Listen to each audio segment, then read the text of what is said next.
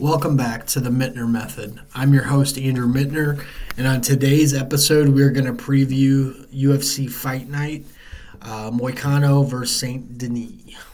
So I only have a handful of fights here I want to look at. When I did this for the last pay-per-view, we went through like 6 or 7. Now, realistically, we could possibly do that, but I don't have the time, nor do I have the sample sizes for all of the fights. And that's usually one thing that'll keep me from doing a breakdown of a matchup, is I like to have at least some type of data to put into my spreadsheet here. As you can see, I have all these different tabs from all the different events that I've covered. I have covered a little bit less UFC this year once I stepped away from betting pros, and the reason is I just haven't had the time. I've been diving into more football and doing more things of that nature, and but for bigger events, like we are going to cover them, this is a really good fight night in my opinion. Some solid matchups leading into we have 2 pay-per-views in the next month, so the way it plays out. So we're going to start with the Brian Battle Kevin Usyk fight. Sorry if I mispronounced that.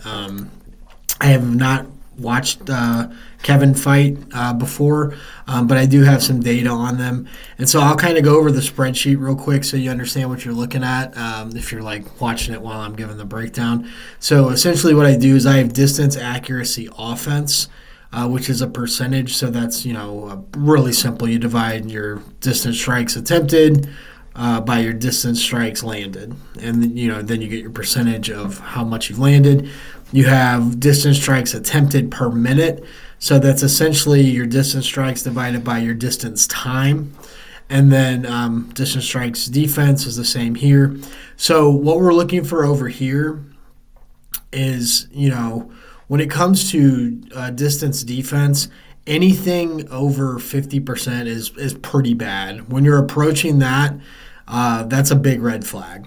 So basically what that means is, 46.1%, they're getting hit 46.1% of the time that a distance strike is thrown. Now, why I say if you're approaching 50%, that's bad. It's just like the UFC average is right around 60 to 63%, which means you're only getting hit 40% of the time.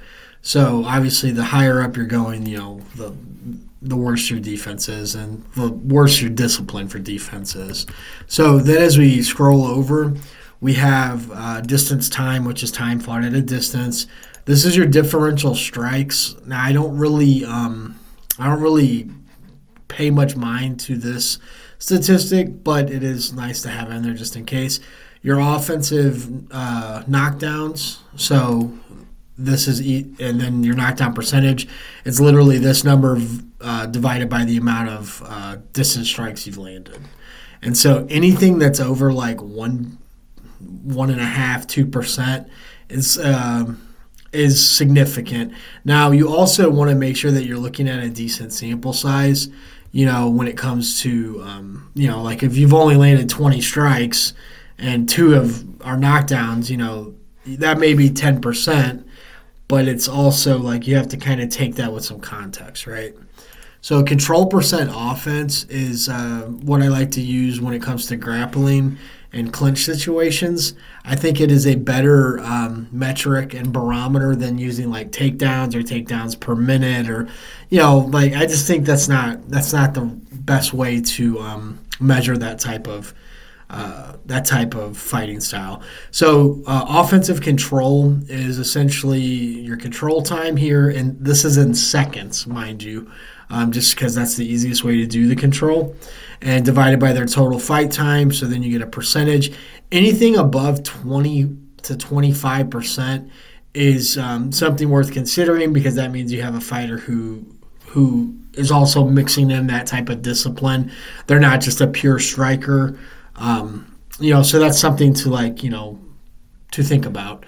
Obviously, anything over 30% is excellent, simply because that's going to be a path to victory for that fighter.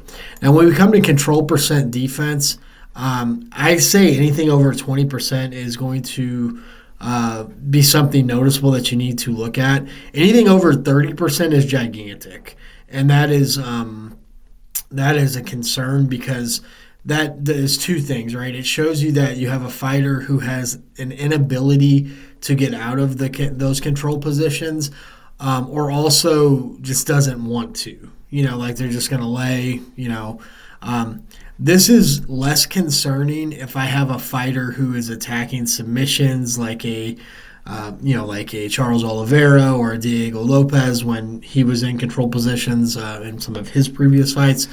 Those type of fighters you can kind of give a pass to. You also need to understand the context for those percentages, and we'll get to that when we get to the Moicano fight, so you can kind of understand why we give a pass there. All right, so we're going to jump into the first matchup. Bryan Battle versus Kevin Usyk. As you can see, both fighters are going to fight at a similar pace, averaging about 15 and a half distance attempts per minute. They're both very good strikers, from an accuracy standpoint, and they have similar defensive acumen. So a couple of things that we're going to look at.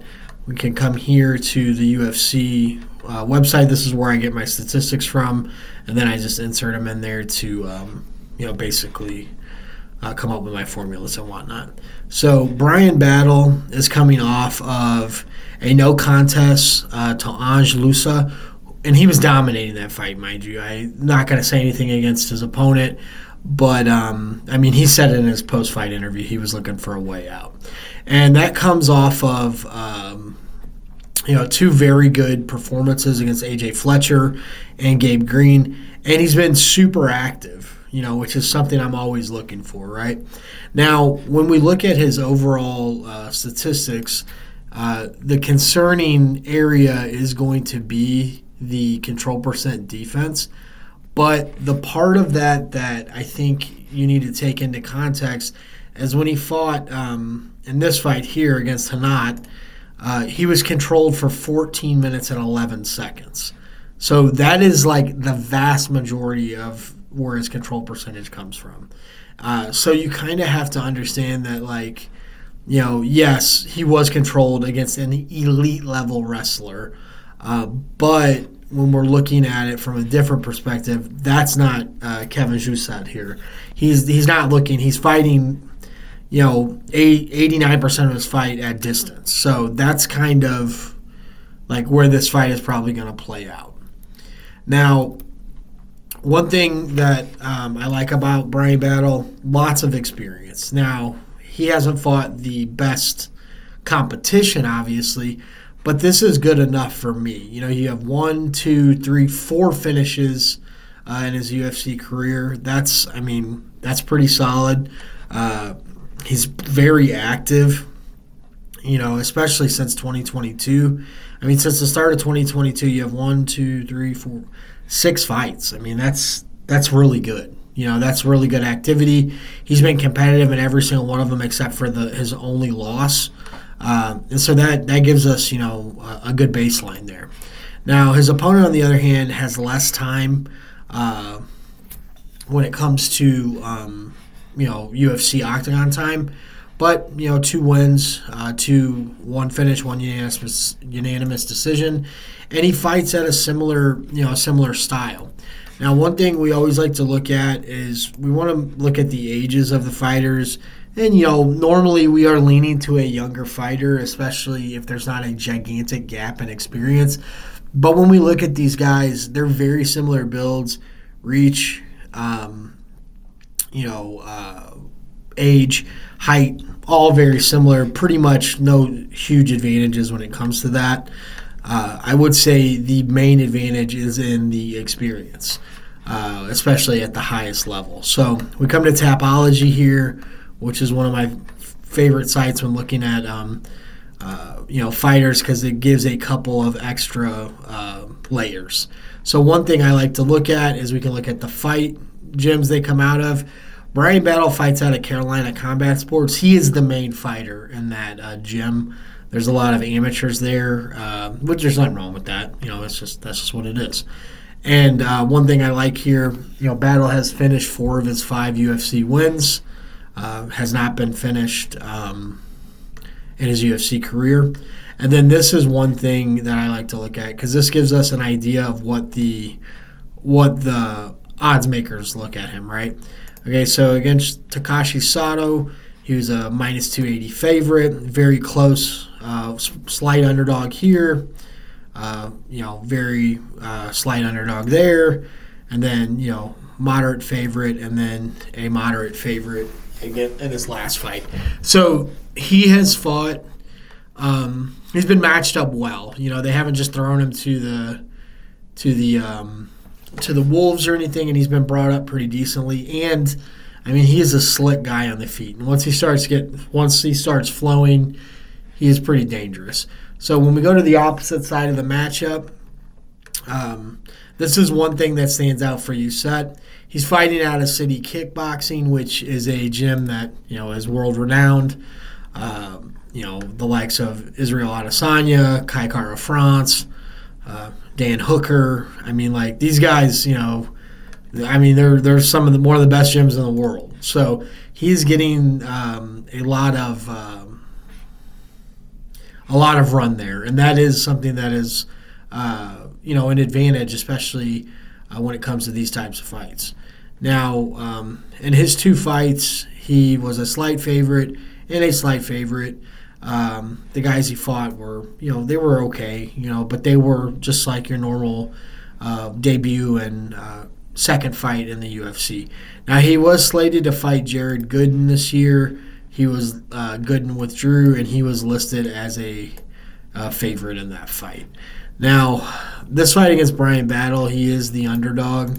As we can see here, they have him at plus 140 right now on DraftKings, and that I don't know if he's going to be able to overcome just the advantages that Battle has when it comes to the experience and just the level of competition that he's fought.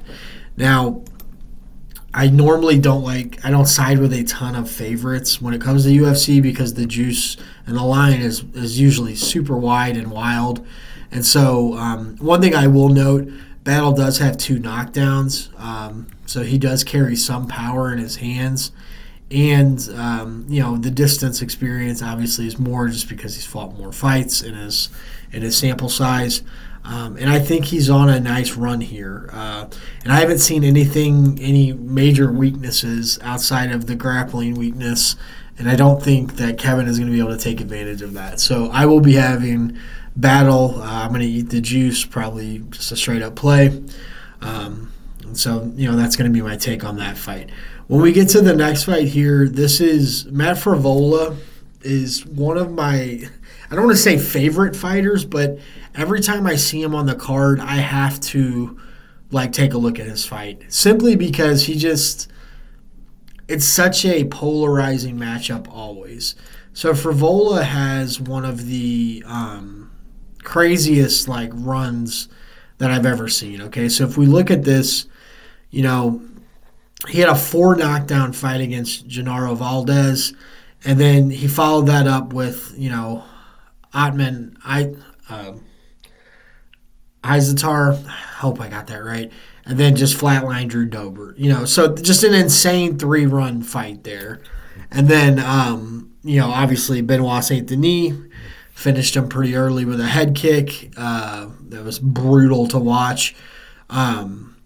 But this run, I think, is still possible. And just an insane level of competition that he's faced, in my opinion.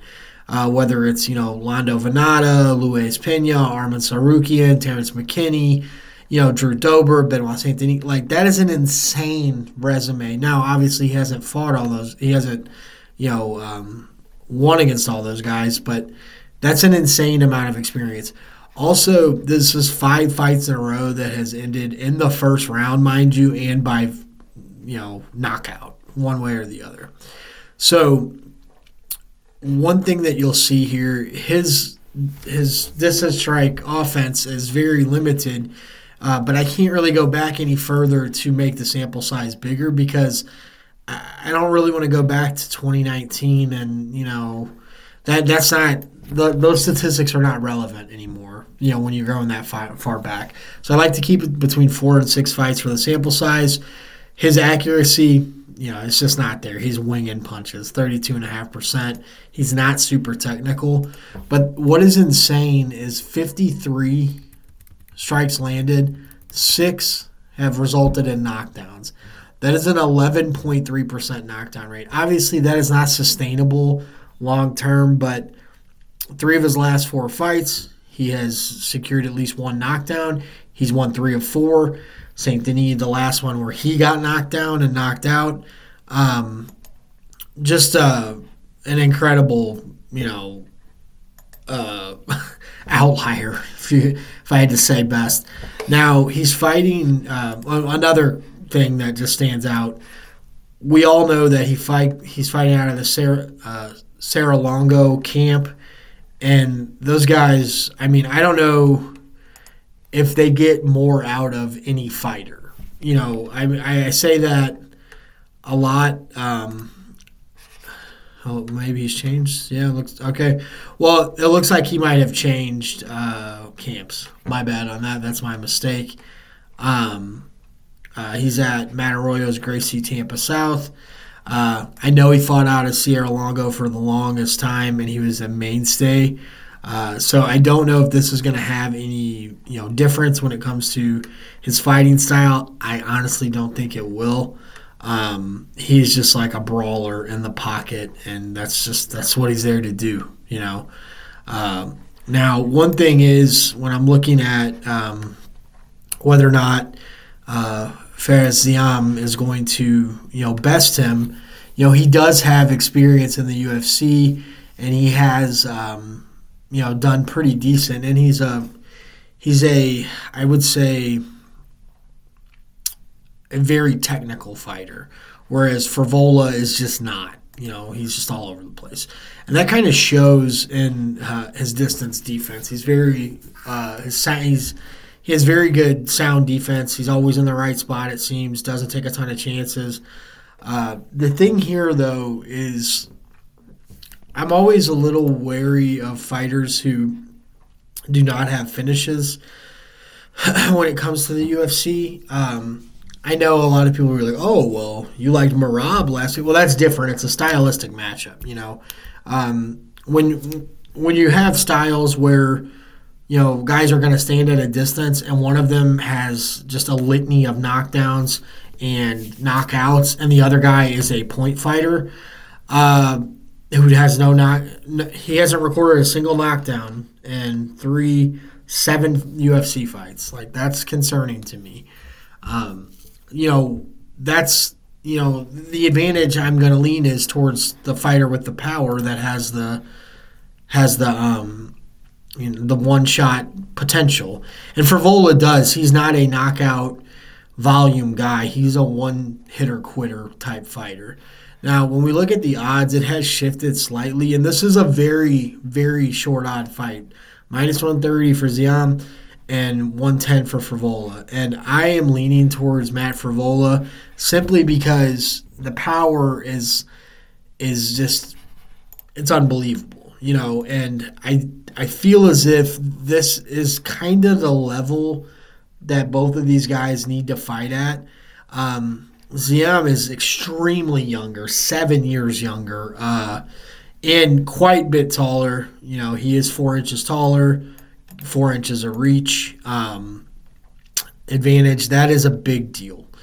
But the fight isn't won with reach. It's won essentially by who's going to dominate the distance and the pocket. And I don't think if Ziam cannot get his respect via power, he's just going to walk and close the distance and just try to land some wild brawl haymaker. And if he gets there, then it's going to be done. So I like Frevola. I'm going to take him straight up +110. If you want to mess around with props and stuff, I'm not going to do that. The volatility is too much. I'm trying to just stay straight and narrow with the fights, then that's what I'm going to go with. Now the next fight is an insane main event. It could easily be a headliner, as both of these fighters have headlined fight nights before, and that's going to be Brendan Allen versus Nasruddin Imavov. Now, we have a clash of styles here, which seems to be, the case at a lot of the top of the divisions. You're jostling for is the wrestler or the striker, and that's where we're at here. So, Imavov is the more polished striker. He is more fluid. He's cleaner. He's more technical, as that can be seen. 49.2% distance accuracy, 39.2% distance defense there. Brendan Allen, on the other hand, 41.7% distance accuracy, 48% distance defense. But they both have a lot of distance time. So the thing that is a little concerning is Nasruddin Imavov with the 0 knockdowns. We can go look at some of his previous fights. Or he does have 1 knockdown, excuse me. They fixed that on there. 1 knockdown. Let me fix that in my sheet real quick.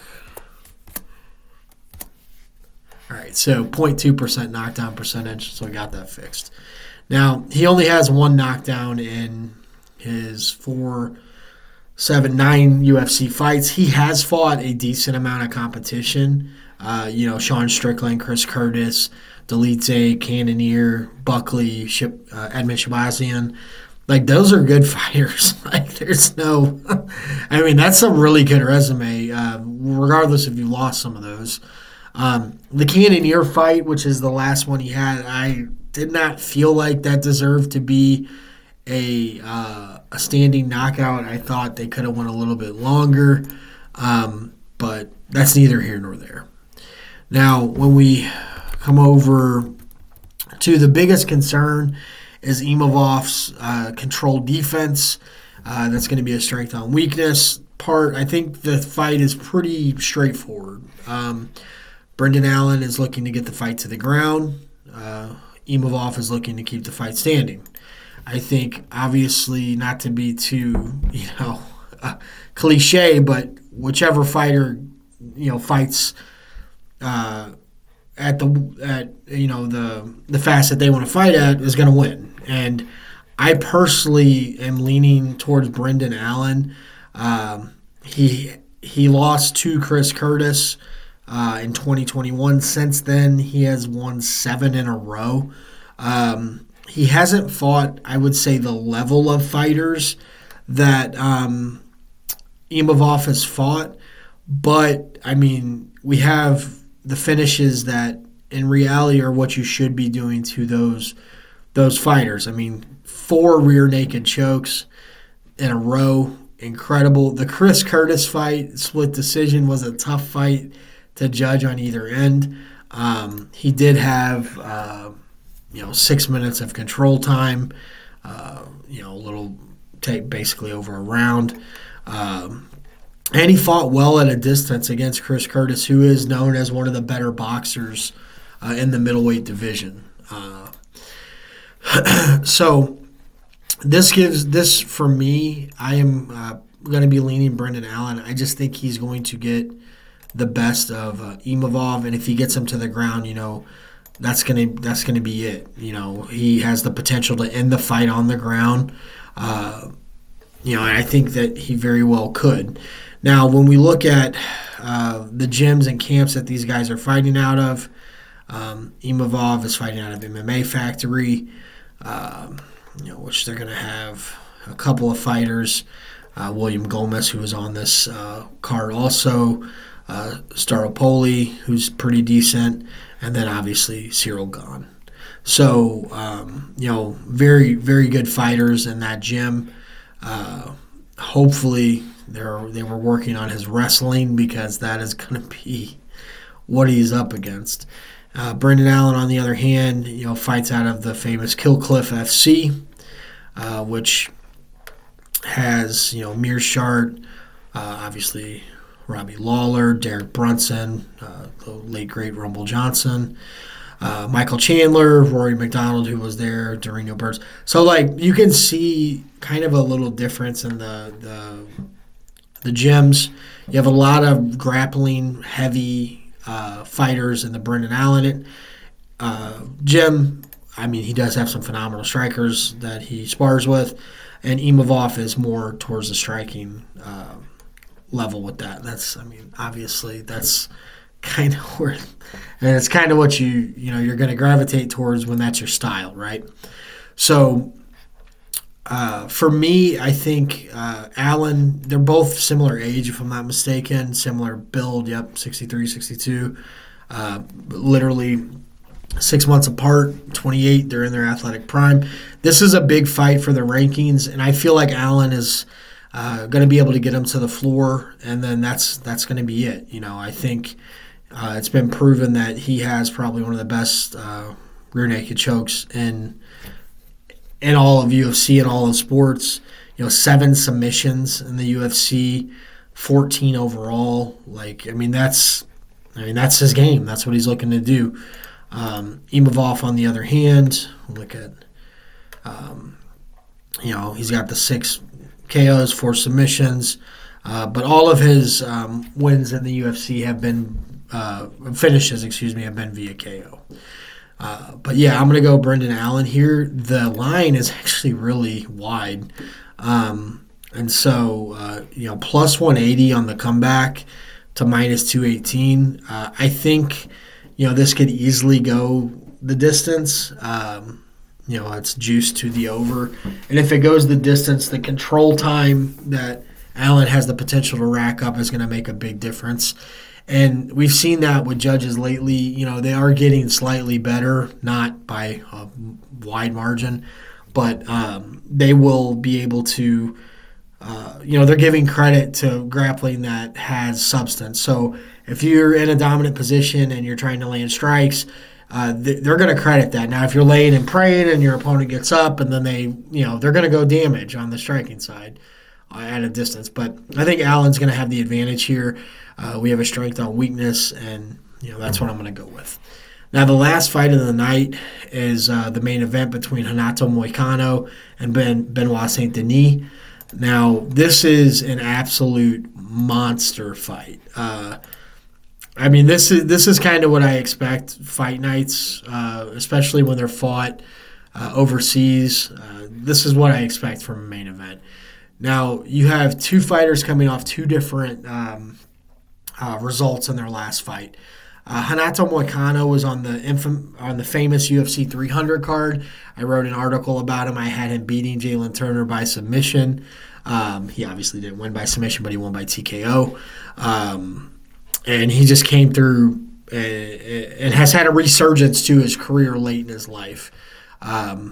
Obviously, some of his his interviews are insane and entertaining, to say the least.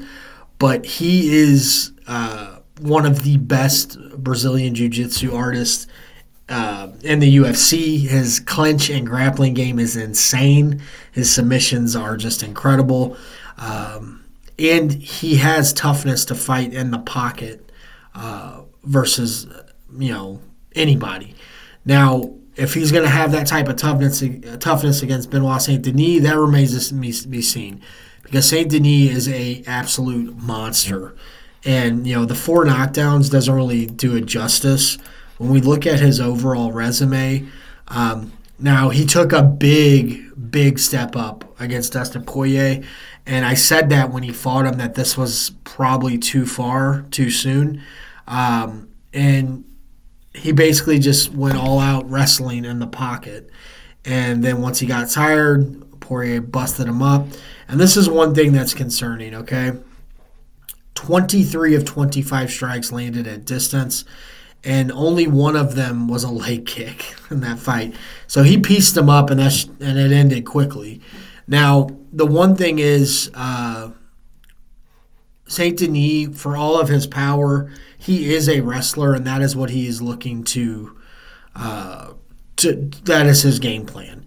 He has dominated on the feet in certain matchups. I don't know if that's going to be what he does here. Now, Moicano, when you look at his statistics, you're probably like, okay, 39% control offense, but 22% control defense. That's pretty, that's not a good mix, right? Makes you wonder if he's just sitting there when he's being controlled. Well, that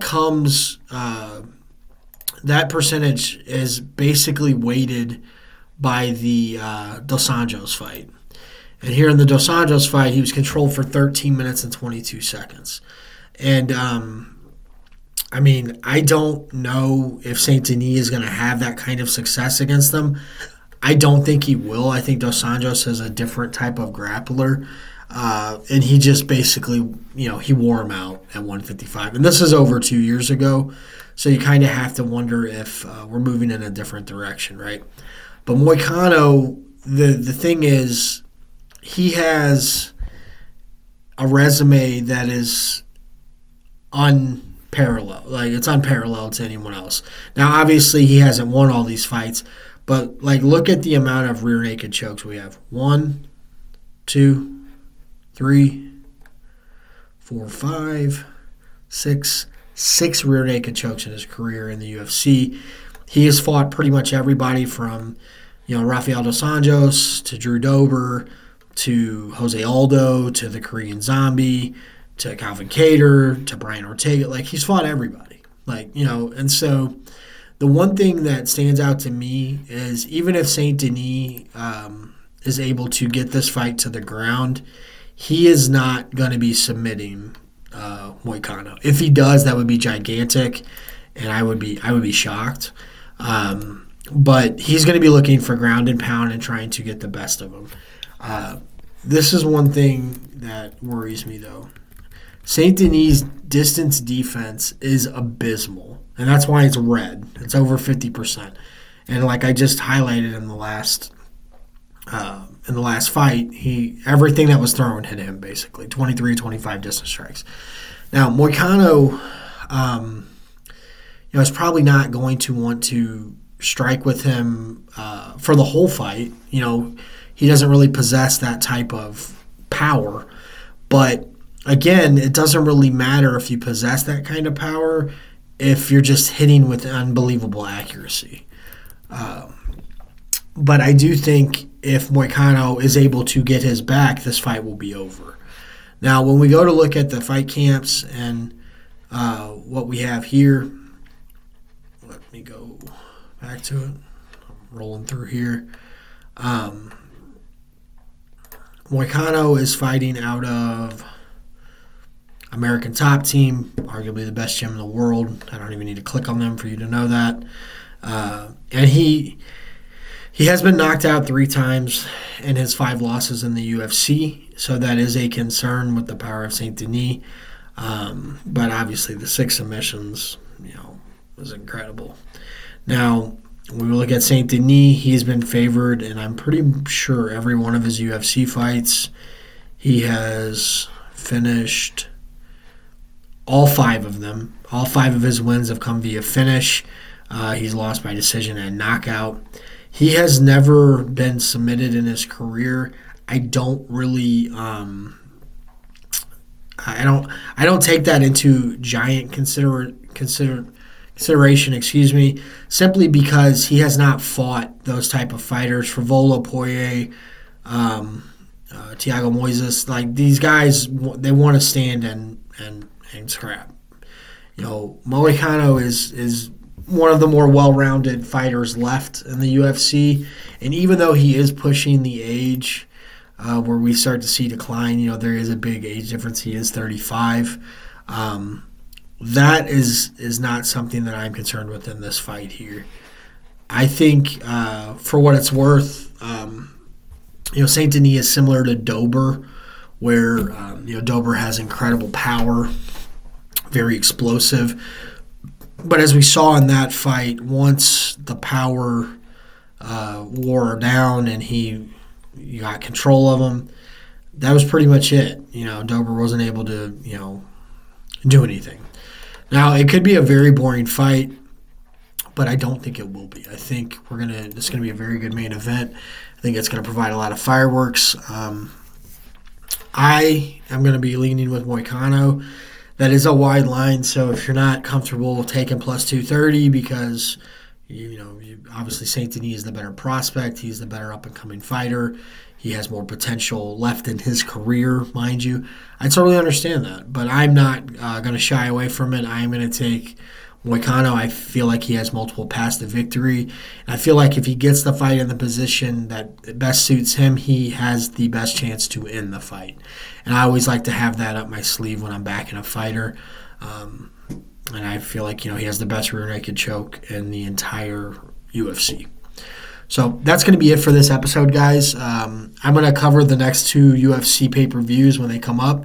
If you like this content, please subscribe, like, comment. You can reach out to me on Twitter. You can send me an email at themintnermethod@gmail.com. If you comment on the video, you want to see more content like this, or you want me to cover something specifically, I'd be more than willing to.